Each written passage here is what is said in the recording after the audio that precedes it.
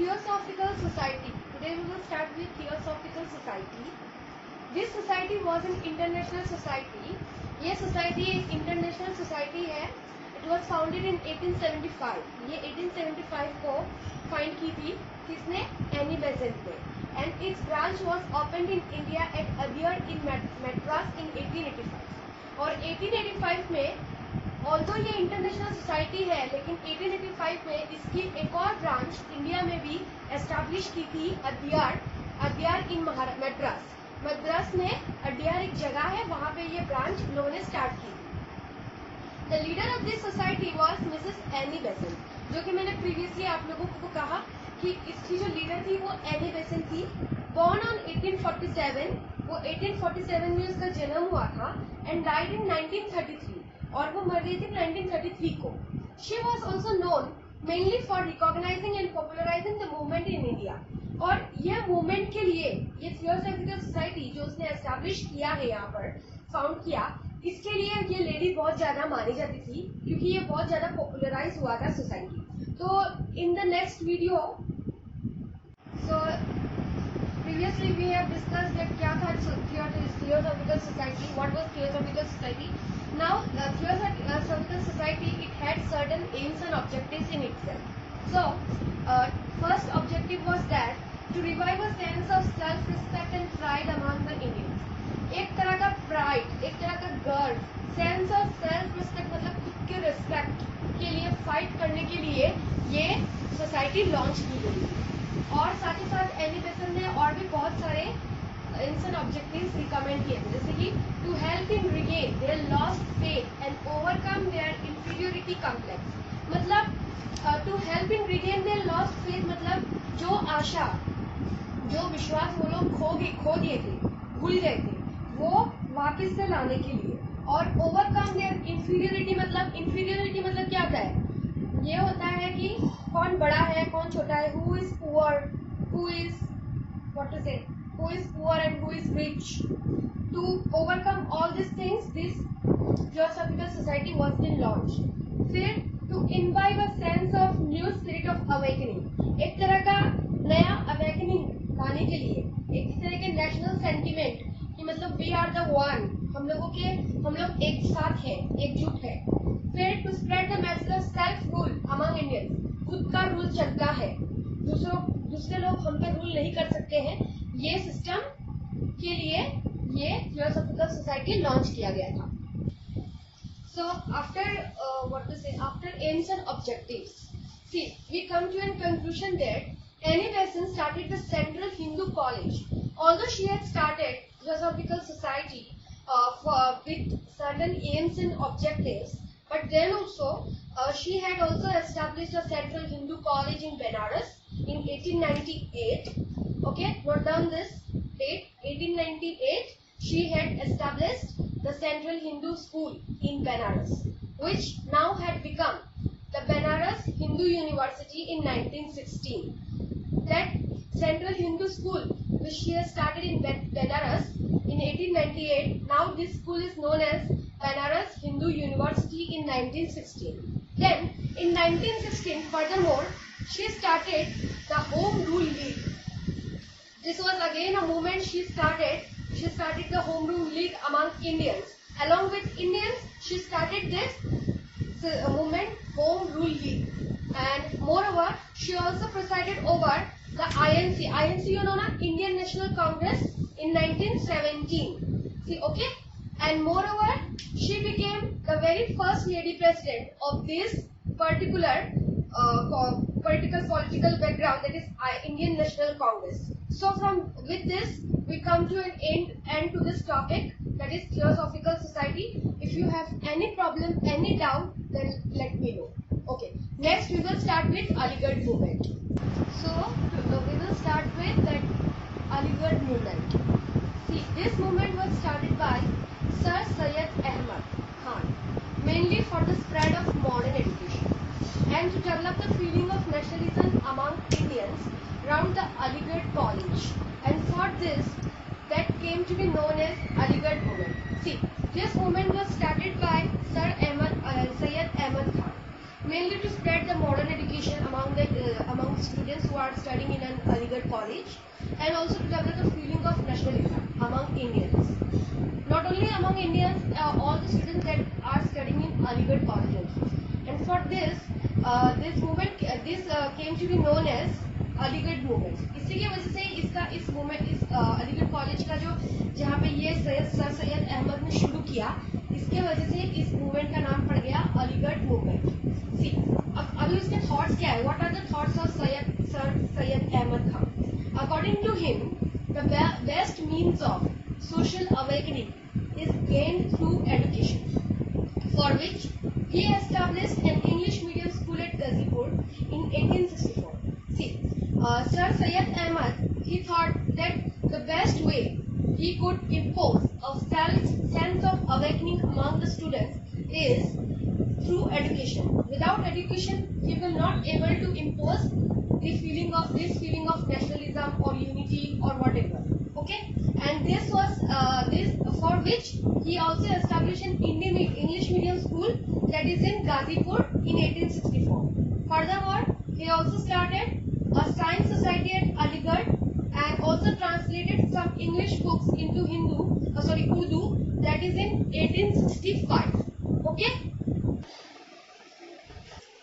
Furthermore, in 1875, he established the Mohammedan Anglo-Oriental College, and within a very short span, Center of Learning, Western Literature and Culture also he had established. Okay. Then the Aligarh College, established by Sir Syed Ahmad, had raised the level of political consciousness among the Indian Muslims. Okay. After Indian National Congress, the Mohammedan Anglo-Oriental College became next national organization which made a valuable contribution towards the growth of nationalism in India. See, 1875 को the Mohammedan Anglo-Oriental College established थी Sir Syed Ahmad ने.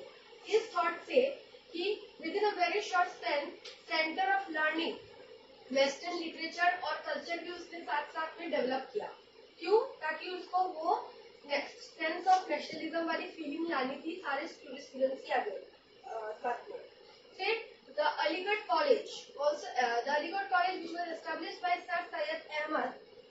Sir Syed Ahmad ने जो Aligarh college establish की थी, वो एक level पे पहुंच गई जहाँ पे बहुत सारे इंडियंस, मुस्लिम्स, ये लोगों के अंदर में एक पॉलिटिकल अवेकनिंग आ गई. They are the one, they have the sense of nationalism, they have the sense of nationality. After Indian National Congress के बाद क्या हुआ? The Mohammedan Anglo-Oriental College became next national organization.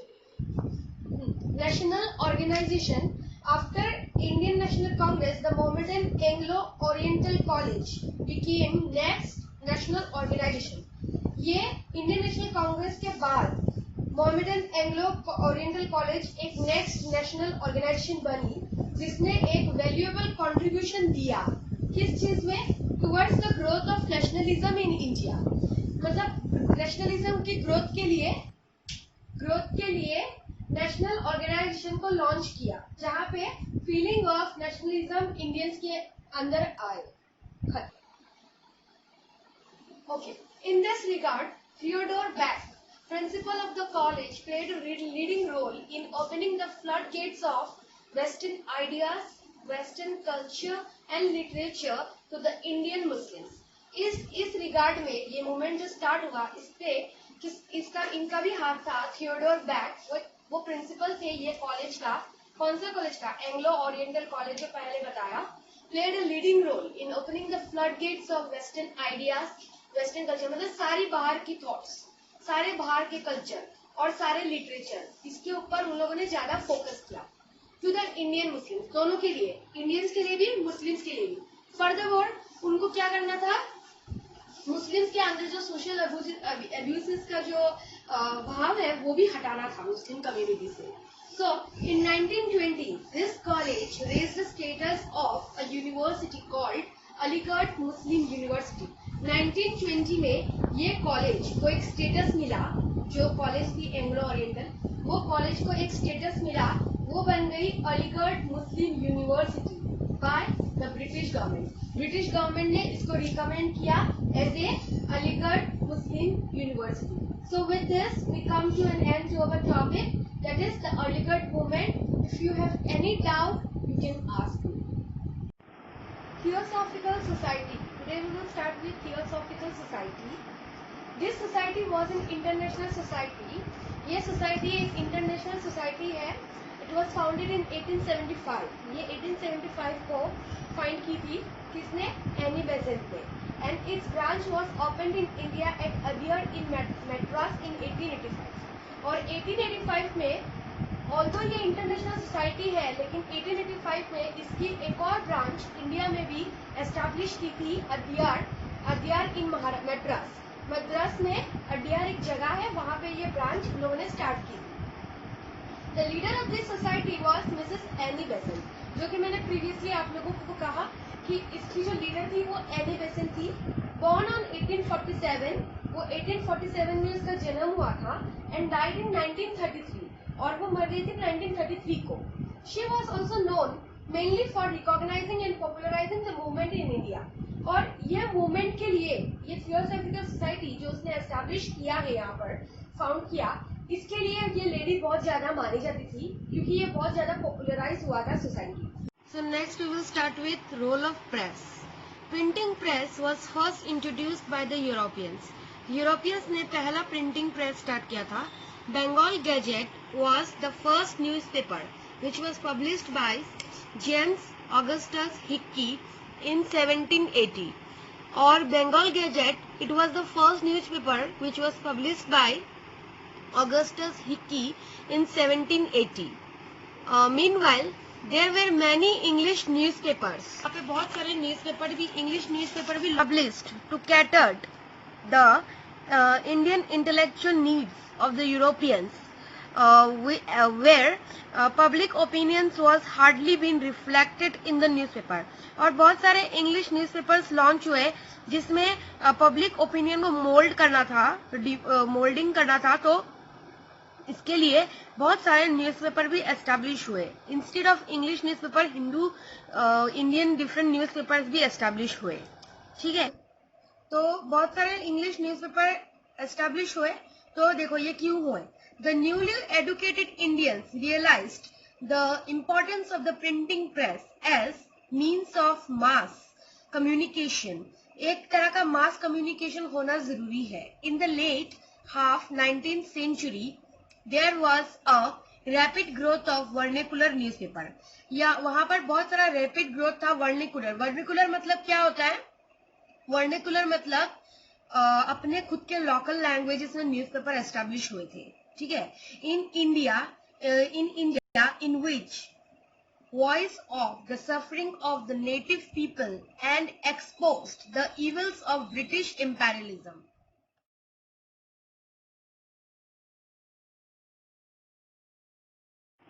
तो फिर उसके बाद this vernacular newspapers developed a sense of nationalism and also a group of new intelligentsia.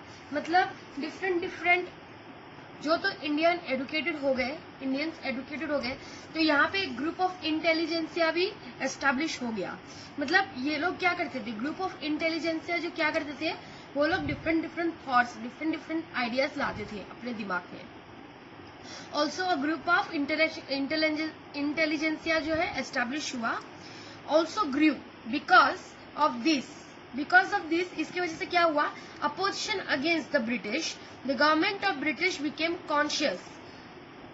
Conscious and legal restriction was imposed upon the Indian press. और इसके वजह से क्या हुआ, जो तो यहाँ पे इंटेलिजेंसिया एस्टैब्लिश होने लग गया, तो एक तरह का डर बैठ गया ना ब्रिटिशर्स के कि उनका रूल अब खत्म हो जाएगा, उनका कंट्रोल खत्म हो जाएगा. क्यों? क्योंकि बहुत सारे मास पीपल के अंदर क्या हो रहा है, सेंस ऑफ नेशनलिज्म डेवलप हो रहा है. तो इसके लिए उन लोगों ने सोचा कि हम लोगों को एक लीगल रेस्ट्रिक्शन इम्पोज करना चाहिए इंडियन प्रेस के ऊपर. And they become conscious at the role played by the press towards Indian renaissance मतलब न्यू टाइप ऑफ इंडियन, मतलब रेनेसा मतलब beginning of a new era. ठीक है, beginning of a new era उसको बोलते हैं रेनेसा. तो एक तरह का beginning of a new area, क्या बोलते हैं, beginning of a new era establish हो गया. मतलब क्यों? क्योंकि इंडियंस के अंदर a sense of nationalism develop हो गया already, and this is the main reason that they decided to increase their control over the vernacular press. और इसके वजह से ये ब्रिटिशर्स ने क्या किया, ये वर्निकुलर प्रेस जो एस्टेब्लिश हो रहा है उसको उसके पूरा कंट्रोल करने के लिए उन लोगों ने अपना स्ट्रॉन्ग हैंड लगाना शुरू किया. Lord Wellesley had imposed censorship on the Indian press. Censorship मतलब क्या होता है, एक टाइप ऑफ रेस्ट्रिक्शन. उसने एक टाइप ऑफ रेस्ट्रिक्शन लगाना शुरू कर दिया लॉर्ड वेल्लेस्ली ने इंडियन प्रेस को. बाय द सेंसरशिप एक्ट, एक रेस्ट्रिक्शन एक्ट लगाया, that is in 1799, and in 1807 Lord Hastings abolished this censorship. और लॉर्ड हेस्टिंग ने क्या किया 1807 में, ये सेंसरशिप मतलब ये रेस्ट्रिक्शन जो था एक्ट था उसको उसने एबॉलिश कर दिया, मतलब हटा दिया. बट ऑल्दो उसने हटा दिया लेकिन उसने प्रोहिबिट किया. क्या प्रोहिबिट किया, प्रोहिबिट मतलब उसने कुछ चीजों का मना कर दिया, कुछ चीजों से अलाउंस नहीं दिया. द पब्लिकेशन ऑफ आर्टिकल्स मतलब आर्टिकल कोई पब्लिश नहीं कर सकता ब्रिटिशर्स के against, which might ruin the image of the British government in India. यही. In 1823, John Adams, the acting Governor General, again reversed the policy of Lord Hastings and again imposed restrictions on the Indian press. See, Lord Hasting ने तो वो censorship act क्या किया था, हटा दिया था. लेकिन उसके बाद जॉन एडम आया 1823 को, उसने फिर से क्या किया, रेस्ट्रिक्शन लगाना शुरू कर दिया. लेकिन एक बहुत अच्छा इसको बोलते हैं राजा राममोहन रॉय को क्या बोलते हैं, फादर ऑफ इंडियन नेशनलिज्म. ये राजा राममोहन रॉय ने क्या किया, प्रोटेस्ट किया. He stopped for the time being, but the publication of his weekly Mirat ul Akbar, इसका ये न्यूज़पेपर था राजा राममोहन रॉय, उसने प्रोटेस्ट किया. लेकिन कुछ समय तक प्रोटेस्ट कर लिया, लेकिन ऐसे तो वो अपना न्यूज़पेपर एस्टेब्लिश नहीं करता, तो उसने कुछ टाइम के लिए अपना वीकली न्यूज़पेपर को प्रिंट करना स्टॉप कर दिया. He also pleaded before the Calcutta High Court and the Governor General of Bengal to remove these restrictions on the Indian press. उसने बहुत कोशिश की, बहुत मिन्नतें की, किससे मिन्नतें की थी, गवर्नर जनरल ऑफ बंगाल से, कि ये रेस्ट्रिक्शन हटा दिया जाए इंडियन प्रेस के against. In 1833 Charles Metcalfe repeated this restriction and became liberator of the Indian press. और चार्ल्स मैटकेल्फे ने क्या की, ये रेस्ट्रिक्शन को फिर से रिपील किया, मतलब निकाल दिया, ये रेस्ट्रिक्शन हटा दिया, और वो क्या बन गया, liberator of the Indian press. फिर in Bengal further more newspapers like, इसके जैसे क्या हुआ, देखो बंगाल में बहुत सारे न्यूज़पेपर्स का स्टार्ट हुआ प्रिंट करना, जैसे कि बंगदर्शन, फिर संजीवनी, आर्यदर्शन, अमृत बाजार पत्रिका, वेयर पब्लिश्ड कब हुए, second half of the 19th century, and build a strong political consciousness among the people, जिसने एक स्ट्रॉन्ग पॉलिटिकल कॉन्शियसनेस बिल्ड किया पीपल के अंदर. इन 1861 famines had occurred at many places, भूखमारी जिसको बोलते हैं वो 1861 में आई, जिसके वजह से क्या हुआ, बहुत सारे इंडियन पीपल्स जो है वो मर रहे थे भूख के मारे, क्योंकि खाने की कमी हो रही थी. इन this regard the newspaper of India criticized the failure of the British government in India under Lord Lytton in extending relief measures among the people. और इसके वजह से क्या हुआ, एक तरह का उनको एक आइडिया मिल गया कि अब हम लोग ब्रिटिशर्स को क्रिटिसाइज कर सकते हैं. क्यों, क्योंकि देखो 1861 में फेमाइन आया. जब फेमाइन आया तो ब्रिटिश गवर्नमेंट ने कोई भी एक लीगल अच्छा मेजर स्टेप नहीं लिया कि ये भूखमारी से उन लोगों को हटा दिया जाए. इसकी वजह से क्या हुआ, बहुत सारे लोग मर गए. In 1878, Vernacular Press Act was passed by Lord Lytton. और 1878 में फिर से Vernacular Press Act मतलब local government press act establish हुआ, किसके अगेंस्ट, अंडर में, लॉर्ड लीटन के अंडर में. Following the closeness of printing presses, many printing of papers, all the newspaper तो गए, वो तो रेस्ट्रिक्टेड हो गए थे, लेकिन बहुत सारे पेपर उन लोगों ने प्रिंट करना शुरू किया, जैसे कि Hindu from Madras, Kesar from Bombay, Amrit Bazaar पत्रिका from Calcutta, etc. were stopped. ये भी उन लोगों ने स्टॉप कर दिए प्रिंट करके. Indians in India also to in order to escape itself from the किसके वजह से clutches of this gagging act. Clutches क्यों? क्योंकि ऑलरेडी बहुत सारे रेस्ट्रिक्शंस लगा रहे थे ब्रिटिश गवर्नमेंट इंडियंस के अगेंस्ट. अमृत बाजार पत्रिका, इसने अपना नाम चेंज किसने कर दिया? इंग्लिश पेपर, एक तरह का इंग्लिश पेपर में अपना नाम चेंज कर दिया अमृत बाजार पत्रिका ने. क्यों? क्योंकि बहुत सारे ब्रिटिश गवर्नमेंट इम्पोज कर रहे थे, सेंसरशिप एक्ट लगा रहे थे उनके against. In 1878 Lord Lytton passed the Arms Act, which prohibited the Indians from keeping arms. See, यहाँ पे आर्म्स एक्ट एस्टैब्लिश किया. आर्म्स एक्ट एस्टैब्लिश किया किसने? लॉर्ड लिटन ने 1878 में. लेकिन इसने क्या किया? इंडियंस को इसके अगेंस्ट रखा, इससे दूर रखा. This act was not applicable to the Europeans living in India. जो भी यूरोपियंस इंडिया में रह रहे थे उनके लिए ये एक्ट लागू नहीं किया गया था. बट ओनली फॉर इंडियंस, जो लोकल पीपल थे बस उनके लिए ये एक्ट लागू था.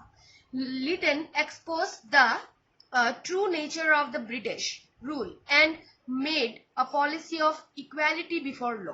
और लॉर्ड लिटन ने क्या किया? ब्रिटिश का नेचर जो था, ट्रू नेचर था, वो एक्सपोज किया किसके सामने? लोकल पीपल के सामने. और उसने क्या एक्ट लागू किया? Equality before law. It was his, that is Lytton's vernacular press act and arms act which actually motivated a strong wave of reaction and prepared the Indians for a fight to present their self-respect. ये लिटन का arms act और vernacular press act ही था जिसके वजह से सारे Indians, जो भी इंडियन थे, उनको एक तरह का मोटिवेशन मिला, एक तरह का मतलब हौसला मिला कि हाँ वो लोग ब्रिटिशर्स के अगेंस्ट लड़ सकते हैं और वो लोग प्रिपेयर्ड रह सकते हैं फ्यूचर के लिए फॉर देयर सेल्फ रिस्पेक्ट. वो फालतू का memory. As a result of now we will start with growth of political association. See, as a result of Western education, India witnessed the growth of modern political ideas and organization. Because of the growth of Western education, India has witnessed the growth of modern political ideas and organizations also. During the latter half of the 19th century, there was the growth of political associations in India. It was later in half of the 19th century that there was the rapid growth of political associations in India. See, in 1875, an all-Indian association by the name of Indian Association was formed by Surendranath Banerjee. All India Association was formed by whom? Surendranath Banerjee. The first Indian ICS officer. Okay, the first Indian ICS officer, he had to lose his job for some minor reasons. See, the first Indian ICS मतलब क्या होता है? Indian civil service officer. Indian civil service officer जो था उसको अपना job loose करना पड़ा. क्यों? क्योंकि बहुत सारे रीजंस थे. क्या? Thenceforth he put all his efforts in arousing the level of political consciousness of the people of India and preparing them for them a common political program. किसके लिए? क्यों? क्योंकि उसको सारे एफर्ट्स उसने लगा दिए किसमें? arousing the level of political consciousness. Political consciousness को arouse करने के लिए, बहुत ज्यादा पॉपुलर करने के लिए among the people and preparing them for the common political program के लिए उसने अपनी जॉब को लूज कर दिया. By a regulation of 1876, during the time of Lord Lytton, the British government had reduced the maximum age for appearing in the ICS examination from 21 to 19 years. See, 1876 को Lord Lytton ने क्या किया? उसने जो age limit थी ICS examination में appear होने की, उसने उसको क्या कर दी? घटा दी, मतलब 21 से सीधा 19 ईयर्स तक की कर दी। This was intentionally done to deprive the Indians from the convicted job. और ये एक इंटेंशनल उन लोगों का एक्ट था जो उन लोगों ने किया ताकि इंडियंस को वो लोग डिप्राइव कर सके। ये मतलब उन लोगों के अंदर जो सेंस ऑफ नेशनलिज्म की फीलिंग है वो उन लोगों को हटा सके और ये पोस्ट उन लोगों को ना मिल सके। इसके लिए ये लॉर्ड लिटन ने ये एज लिमिट को रिड्यूस कर दिया। Since the examination were held at London, it became very difficult for any Indian of 19 years to get these jobs. और since तो ये क्या होता था, ICS एग्जाम जो था वो मेनली लंदन में होता था, तो ये एक बहुत ज्यादा डिफिकल्टी सिचुएशन हो गया एक 19 साल के बच्चे के लिए कि वो वहां पे जाए और एग्जाम दे ICS का, ठीक है। और इसके साथ क्या हुआ, उसने बहुत सारे जॉब लूज हो गया, उसको जॉब नहीं मिल पा रही थी। Surendranath Banerjee took up this question and organized an all-Indian agitation against it. और सुरेंद्रनाथ बनर्जी वो पहले इंसान थे जिन्होंने एक स्टेप लिया, उसने एक ऑर्गेनाइजेशन शुरू किया जिसका नाम था ऑल इंडियन एजिटेशन, ठीक है।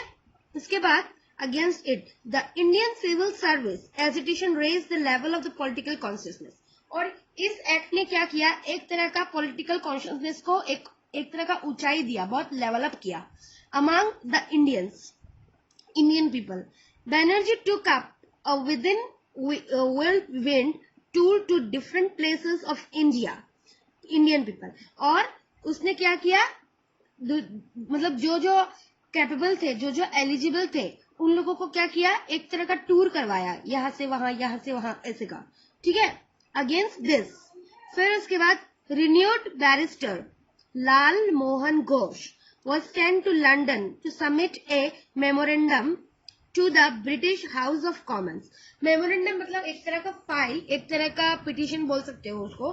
वो किसने लेके गया, लाल मोहन घोष ने, सॉरी रॉय नहीं घोष, उसने वो लेके गया कहाँ पे, ब्रिटिश के हाउस ऑफ कॉमन्स में, जहाँ पे बहुत सारी सभा बैठती है, वहां पे वो लेके गया इस मेमोरेंडम को। Government was compelled to raise this age limit against 21 years. The success of the movement created great enthusiasm among the Indians. और ये मेमोरेंडम में ऐसा कुछ लिखा हुआ था जिसके वजह से क्या हुआ, ब्रिटिशर्स कंपेल्ड हुए, उन लोगों को मतलब फोर्स कर दिया इन लोगों ने कि वो एज लिमिट 21 इयर्स तक ही रखे, और ये मूवमेंट सक्सेसफुल रहा। फिर governor general Lord ripen had appointed sir Ramesh Chandra Mitra as the Chief Justice of the Calcutta Supreme Court. और लॉर्ड रिपन ने क्या किया, सर रमेश चंद्र मित्र को चीफ जस्टिस अपॉइंट किया, कहाँ पर, सुप्रीम कोर्ट जो था कलकत्ता में, वहां पर। The European community in India dislike this appointment. पर जो यूरोपियन कम्युनिटी थी उन्होंने क्या किया, उन लोगों को ये अपॉइंटमेंट पसंद नहीं आया और उन लोगों ने इसको डिसलाइक किया। Around the same time mister Ilbert law, member of the Viceroy's Council, moved a bill in the Legislative Assembly which enabled the Indian judges to try the Europeans in criminal cases. और Ilbert law भी पास हुआ, जिसके वजह से क्या हुआ, ये जो लेजिस्लेटिव असेंबली में बिल पास किया था उसके अगेंस्ट जाना था उन लोगों को, इसके लिए इल्बर्ट लॉ अनाउंस किया इन लोगों ने। This Europeans sharply reacted to this. और ये यूरोपियंस ने क्या किया, इसके अगेंस्ट शार्पली उन लोगों ने रिएक्ट किया। They began a movement against the bill. और उन लोगों ने एक मूवमेंट स्टार्ट किया इस बिल के against. On the other hand, the educated Indians led by Surendranath Banerjee started a movement in its support. और साथ ही साथ क्या किया, इसी के चलते जो यूरोपियंस इसको अपोज कर रहे थे, सुरेंद्रनाथ बैनर्जी ने क्या किया, एक मूवमेंट स्टार्ट किया जो इस मूवमेंट को सपोर्ट कर रहे थे उन लोगों के साथ, along with that followers. Although the movement began to gain support for the Ilbert bill, it gradually intensified the spirit of nationalism. See, वो मूवमेंट क्या था, इल्बर्ट बिल, ये मूवमेंट था। और इस मूवमेंट का क्या हुआ, बहुत सक्सेसफुल हुआ ये मूवमेंट। और ये मूवमेंट ने क्या किया, spirit of nationalism, growth of nationalism के लिए बहुत हेल्प हुआ इसमें। इन 1883 Chandranath Banerjee convened the Indian National Conference in Calcutta. Representatives from different parts of India came to attend the conference. This was the first Indian conference which provided a base for the foundation of the Indian National Congress. और Indian National Conference establish हुआ 1883 में in Calcutta. Different representatives आए different parts of India से to attend this conference. Conference को attend करने के लिए आए. This was the first all India conference और ये पहला ऑल इंडिया कॉन्फ्रेंस था विच प्रोवाइडेड अ बेस, जिसने एक क्या बोलते हैं बेस बोल सकते हो आप, जिसको एक हिस्सा बोल सकते हो for the foundation of Indian national Congress. Congress Indian national Congress का फॉर्मेशन के लिए ये एक बेस बना, proper base. So Indian national Congress कब आया, कैसे आया, कौन इसके लीडर्स थे, we will get to know when we will discuss all this things. See during the tenure of Lord Dufferin. Dufferin के टेन्योर के टाइम पे क्या हुआ था, एलन ऑक्टावियन ह्यूम जो था ये एक रिटायर्ड इंग्लिश सिविल सर्वेंट था जिसने एक इनिशिएटिव लिया to organise an all Indian organisation of the Indians. एक इनिशिएटिव लिया कि वो एक ऑर्गेनाइज करे all India organisation of the Indians. Hume addressed an open letter और उसने एक ओपन लेटर लिखा क्या 1 मार्च 1883 को to the graduates of the Calcutta University calling upon them to join hands in the service of their motherland. किस लिए, ताकि वो जो लोग हैं उन लोगों का कन्विंस कर सके कि आओ हमारे साथ सर्विस करो, हमारे यहाँ पे सर्विस करो. With the support of 50 students, he organized a meeting under the banner of Indian National Union and came to the conclusion to form a permanent organization in the interest of the nation. और 50 students के साथ उसने क्या किया, एक meeting organise किया और एक बैनर बनाया ऑफ इंडियन नेशनल यूनियन और कंक्लूजन पे आया क्या, to form a permanent organisation in the interest of the nation. It was decided to organise a great congregation in Bombay in this regard. ठीक है, Lord Dufferin encouraged Hume in this regard. ठीक है, तो Lord Dufferin encouraged Hume in this regard मतलब इस regard में क्या किया, लॉर्ड डफरिन ने उसको एनकरेज किया. और ये कांग्रीगेशन क्या होता है, कांग्रीगेशन मतलब कुछ नहीं होता है, असेंबल करते हैं ग्रुप जो असेंबल करते हैं फॉर द डिफरेंट रिलीजियंस, उसको बोलते हैं कांग्रीगेशन.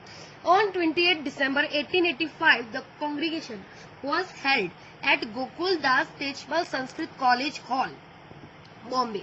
और ये कांग्रीगेशन मतलब group of peoples who assembled for religious perspectives. On 28 December 1885 को ये लॉन्च हुआ और कहाँ पे, गोकुल दास तेजपाल संस्कृत कॉलेज हॉल. तो क्वेश्चन आ सकता है आप लोगों को कि कब हुआ था इंडियन नेशनल कांग्रेस और किस जगह हुआ था. तो आंसर होगा तुम्हारा 28 दिसंबर 1885. कहाँ पे हुआ था, गोकुल दास तेजपाल संस्कृत कॉलेज हॉल जो कि बॉम्बे में है. It was attended by 72 delegates. Delegates मतलब क्या होता है, delegates मतलब बहुत बड़े बड़े लोग जो उन लोगों ने मतलब 72 पीपल्स डेलीगेट्स ने इसको अटेंड किया था from different parts of the country. Different parts of the country से वो लोग आए थे.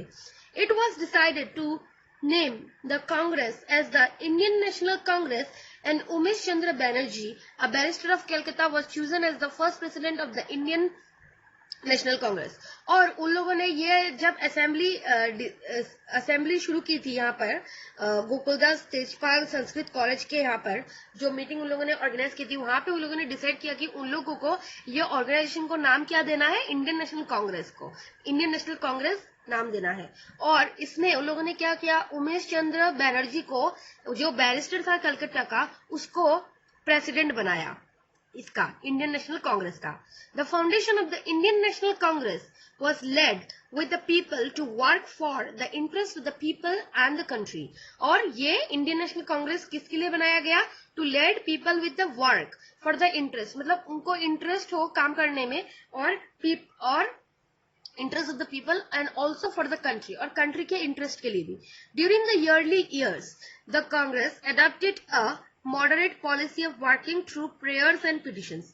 और ईयरली ईयर्स मतलब सालों साल लगे, ऐसा नहीं है ऑल ऑफ द सडन ये कांग्रेस पार्टी एकदम वो हो गई, पॉपुलर हो गई। यहाँ पे बहुत सारे प्रेयर्स, बहुत सारे पिटिशंस भी उन लोगों को सेंड करने पड़े। Maintaining friendly relations with the government, it aimed at securing Indian representation in the administrative machinery. और मतलब सबके साथ उन लोगों को फ्रेंडली रिलेशंस बनाने पड़े, तब जाके ये ऑर्गेनाइजेशन सक्सेसफुल बना। With this hope the Congress sent an Indian team under the leadership of Surendranath Banerjee to England in 1890। और इसी थॉट के साथ उन लोगों ने एक लीडर को भेजा जिसका नाम था Surendranath Banerjee to England in 1890। ठीक है, but this disappointed the Congress, but the Indian Council Act of 1892 greatly disappointed the Congress when it failed to give any concession to the Indians। और ये एक ग्रेट फेलियर था, एक ग्रेट डिसअपॉइंटमेंट था 1892 के लिए, जब वो उन लोगों का नीड्स, इंडियंस का नीड्स फुलफिल नहीं कर पा रहा था। It was in these circumstances that a section of the Congress leaders started losing faith in the moderate tactics of the Indians। Moderates क्या होते हैं? मॉडरेट्स वो होते हैं, तो मॉडरेट्स मीन्स क्या होता है? मॉडरेट मतलब ये वो लोग पीपल होते हैं जो डिफरेंट पॉलिटिकल व्यूज रखते हैं अपने दिमाग में, डिफरेंट पॉलिटिकल आइडियाज रखते हैं। टेक्निक मीन्स आइडियाज, हाँ, different ideas, different schemes of the Indian National Congress। They decided to break away and take up the extreme path। और उन लोगों ने क्या किया? उन्होंने बोला कि अभी हम लोग ये सिस्टम ब्रेक कर लेते हैं और एक बड़ा सा एक सिस्टम बनाते हैं। Meanwhile, two incidents important to Indian nationalism took place in 1905। One was defeat of Russia in the hands of Japan। और ये जब इंडियन नेशनल कांग्रेस जब बन रहा था तब दो इंसिडेंट हुए। क्या हुए? एक तो हुआ कि रशिया जो था, one was the defeat of Russia, Russia जो था वो डिफीट हो गया by the hands of Japan, and another was the partition of Bengal. और बंगाल पार्टीशन हो गया। ठीक है, बंगाल का पार्टीशन हो गया था under the leadership of Lord Curzon, जो कि यहाँ पे उन लोगों ने एक्सप्लेन नहीं किया है, मैं बता देती हूँ। 1905 में हुआ था। ओके, और यही बता रहे हैं कि 1905 में रशिया जो है जापान से डिफीट हो गया था, और ये 1905 को ही पार्टीशन ऑफ बंगाल भी हो गया था। ठीक है, उसके बाद when Japan, a small Asiatic nation, defeated a power, एक छोटा सा जापान एक बड़ा सा एशियाटिक नेशन को डिफीट कर गई। ठीक है, द नेशन लाइक रशिया जो एक बहुत बड़ा नेशन था, उसको कोई डिफीट नहीं कर सकता था, लेकिन जापान ने उसको डिफीट किया। This boosted the fighting spirit of the Indians. तो ये एक इंस्पिरेशन आ गया इंडियंस के ऊपर, ये एक बूस्ट आ गई उन लोगों के ऊपर। क्या कि देखो, अगर एक छोटा सा जगह एक बड़े से जगह को खत्म कर सकता है, तो हम इंडियंस क्यों नहीं ब्रिटिशर्स को ड्राइव आउट कर सकते हैं? यहाँ से हम लोग भी कुछ ना कुछ कर सकते हैं।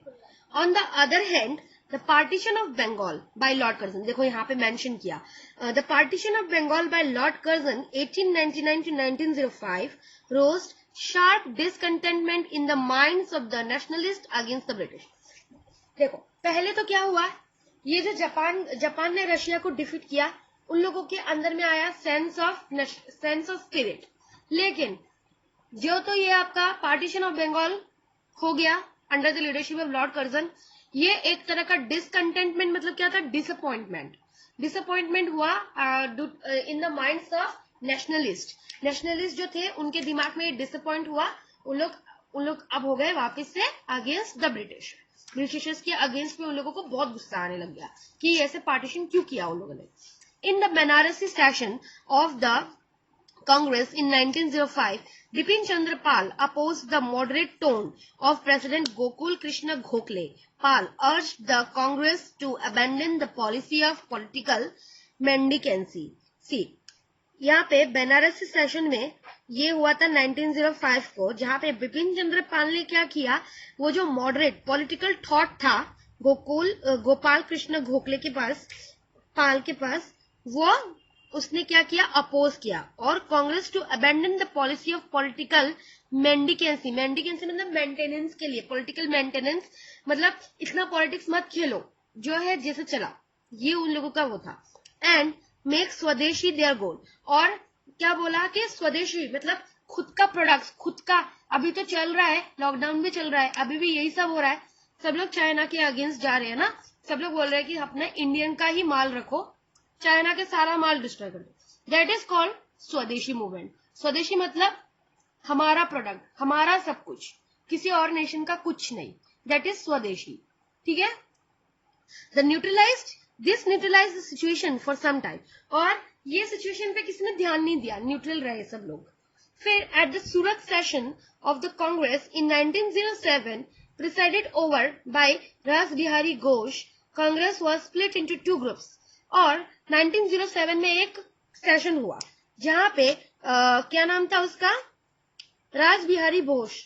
उसने क्या किया, रास बिहारी घोष ने इस ग्रुप को इसको एक दो ग्रुप में पार्ट कर दिया, एक एक्सट्रीमिस्ट और एक मॉडरेट्स। मॉडरेट्स मैंने आपको बोला जो पॉलिटिकल थॉट्स रखते हैं अपने माइंड में, एक्सट्रीमिस्ट होते हैं जो पॉलिटिकल थॉट्स से कुछ आगे ही सोचते हैं। The extremist were led by the trio, तीन लोग थे उसमें, ये लोग सब अगेंस्ट नहीं थे, अपोज नहीं थे, सब एक साथ थे।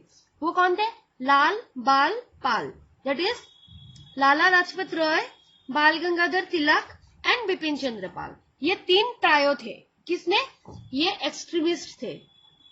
एक्सट्रीमिस्ट और कौन था, Aurobindo Ghosh propagated among the Indian nationalist concept of स्वदेशी, स्वराज एंड नेशन एजुकेशन। ये किसने किया, अरबिंदो घोष ने इंडियंस के पास। स्वदेशी मतलब उन लोगों को स्वदेशी प्रोडक्ट एस्टेब्लिश करने हैं, स्वदेशी गुड्स अपनाने हैं, कोई भी विदेशी माल यहाँ पे नहीं आ सकता। ये सारी थिंकिंग लाई किसने, अरबिंदो घोष, लाल बाल पाल, ये सभी ने। The extremist remained out of the Congress till 1916, और एक्सट्रीमिस्ट कांग्रेस से एकदम बाहर रहे, कब तक, 1916 तक। फिर आएगा तुम्हारा दादा भाई नौरोजी, बहुत इंपॉर्टेंट है दादा भाई नौरोजी। इसने भी, इन्होंने क्या किया, next to Raja Ram Mohan Roy, the greatest contribution of Indian nationalism was Dadabhai Naoroji. राजा राम मोहन रॉय के साथ साथ उसके बाद में नेक्स्ट कंट्रीब्यूटर कौन था जिसने इंडियन नेशनल कांग्रेस को कंट्रीब्यूट किया, वो थे Dadabhai Naoroji. One of the founders of the Indian national Congress, he was associated with the Congress since its inception. ये इंडियन नेशनल कांग्रेस के एक बहुत बड़े एसोसिएट थे। He a renowned teacher, he had decided to settle in London. ये एक बहुत ही popular teacher थे और उन्होंने क्या किया, लंदन में जाके वो सेटल हो गए।